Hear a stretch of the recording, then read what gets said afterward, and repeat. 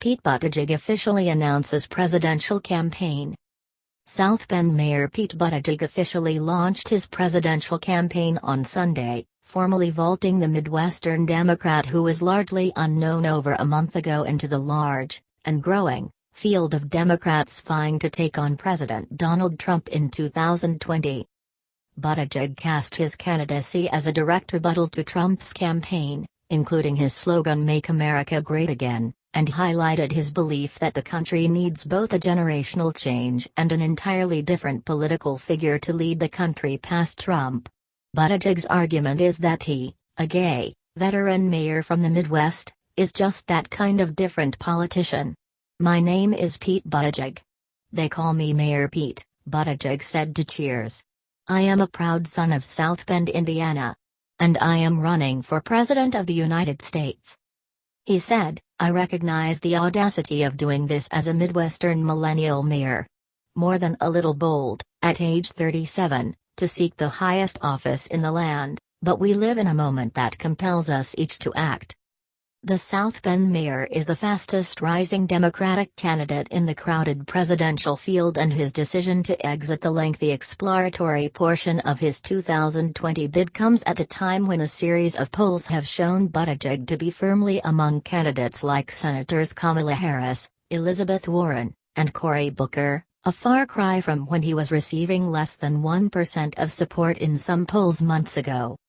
His recent star power showed through in a flurry of donations after his announcement, with supporters contributing more than $1 million to Buttigieg's campaign in the 4 hours following his speech Sunday, his campaign communications advisor Liz Smith tweeted.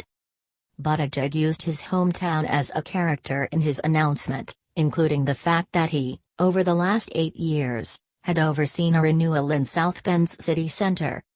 "There's a long way for us to go. Life here is far from perfect. But we've changed our trajectory and shown a path forward for communities like ours. And that's why I'm here today.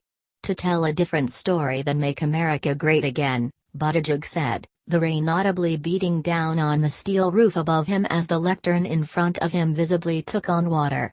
"Because there is a myth being sold to industrial and rural communities, the myth that we can stop the clock and turn it back." He added, "It's time to walk away from the politics of the past, and toward something totally different. That's why, this time, it's not just about winning an election, it's about winning an era." Buttigieg's launch took place inside the rain-soaked and once bustling Studebaker plant that, when hollowed out after the company left in 1963, was a tangible symbol of his hometown's march toward decay. The building stood as a symbol of what Buttigieg hopes to deliver to the country, while the mayor announced on the rusted factory floor, just a doorway away stood the portion of the building that had been revitalized into a gleaming incubator to tech startups. Buttigieg addressed a few hundred people in the event's outdoor and fully uncovered overflow area. "I am impressed by the people standing inside," he said, the rain hitting his uncovered head. "I am moved by the people standing outside because this is what the beginning of a new American spring looks like." It has been a whirlwind few weeks for Buttigieg. The mayor has crisscrossed the country looking to seize on the boost he received from a well-reviewed CNN town hall in early March, hopscotching between early nominating states and a string of fundraisers in Democratic strongholds like San Francisco, Chicago, and New York. By Buttigieg's own admission, the experience has been heady, but now, the mayor said, it's time to make it official. "What we've seen as we've explored is that we're exploring some really beautiful territory, and now it's time to make it official and announce a decision," Buttigieg said on Friday as he made his way back to South Bend after a whirlwind trip through California that included an appearance on Ellen and a top-dollar fundraiser in the Bay Area. Buttigieg announced the exploratory committee at a January news conference in Washington, D.C. He told CNN in late March that while all of the indicators are pointing toward an official campaign, a launch is something you only get to do once, and we're not going to do that until we have all of the pieces in place. It wasn't always the plan to launch the campaign inside Studebaker's former factory.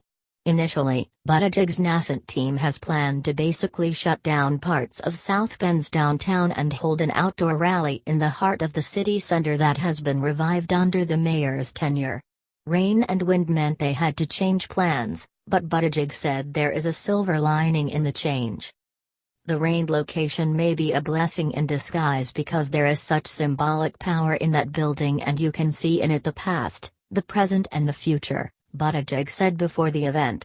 I talk so much about how we're not looking to turn back the clock and it's not about retrieving some impossible again. That building is kind of a living symbol of all of that.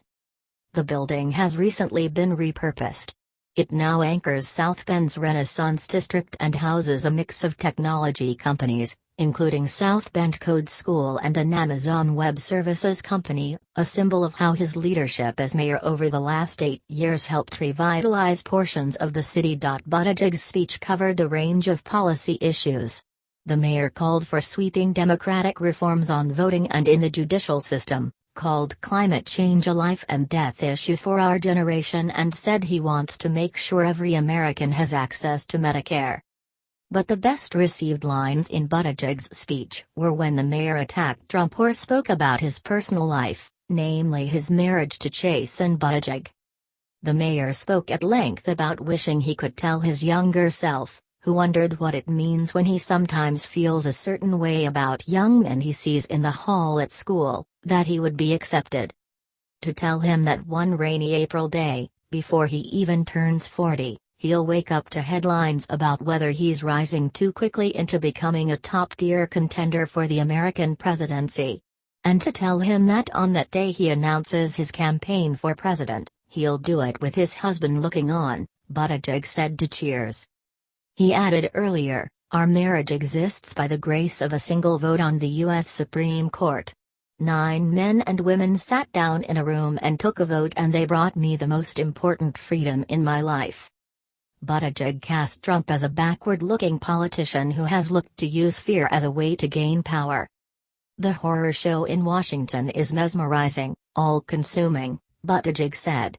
But starting today, we are going to change the channel.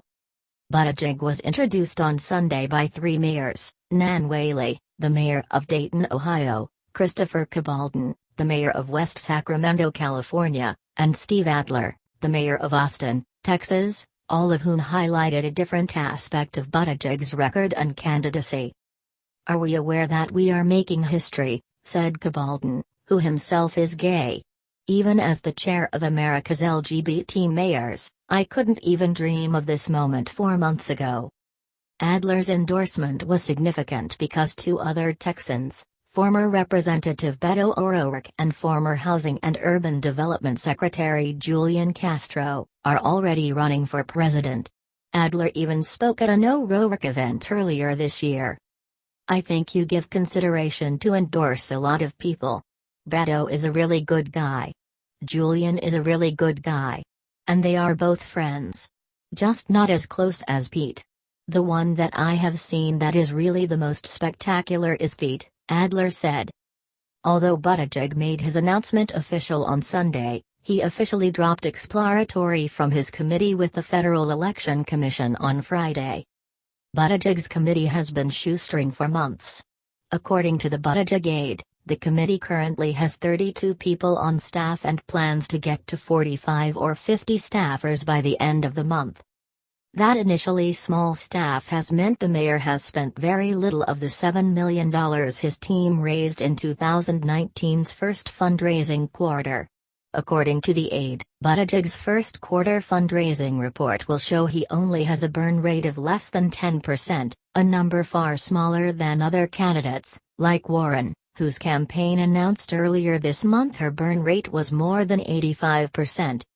Pete's a different kind of candidate and we want to build a different kind of campaign, said Mike Schmull, Buttigieg's campaign manager. We don't want to a top-down, consultant-laden operation. We want to be more like a startup, and we want to build in a smart way and a steady way. Schmull said that, right now, the campaign does not have any pollsters or consultants. While he didn't rule them out in the future, Schmull said the campaign is looking to be nimble as we go along. The campaign has already opened a campaign headquarters in South Bend, 2 small suites in the Jefferson Center building.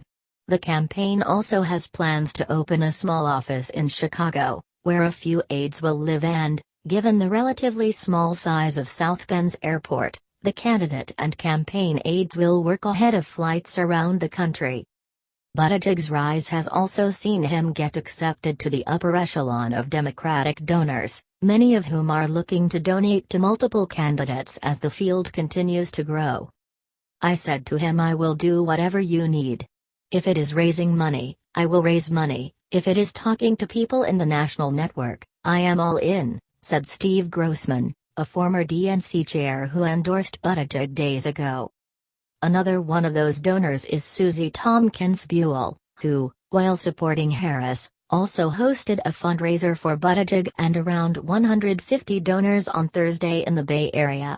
"He made a very big impression on, I think, everyone. He is very authentic, and this is what people are craving," she said. "That is one thing he has in common with the current president: what you see is what you get. Otherwise, they are complete opposites."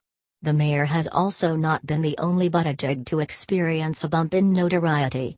So, too, has Chasen Buttigieg, the mayor's husband and a teacher, who has become an omnipresent feature of political Twitter and, according to aides, is slated to do a number of solo speeches, primarily to LGBTQ and education groups.